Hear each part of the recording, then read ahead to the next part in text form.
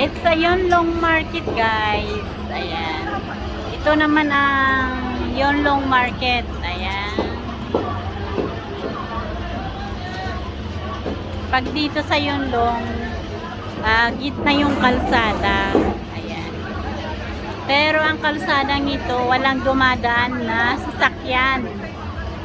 Kasi alam nila, maraming tao. Ayan. Kalsada ito ni.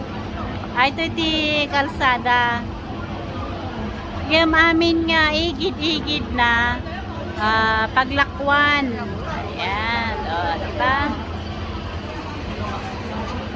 Paglakwan po dyan, igid kanigid.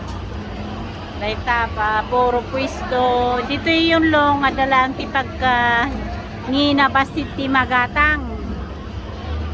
Ay, tani,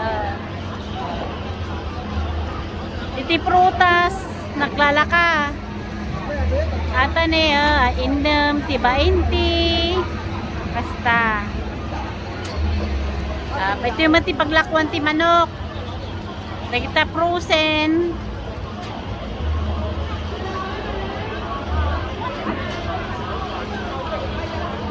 Ito ni,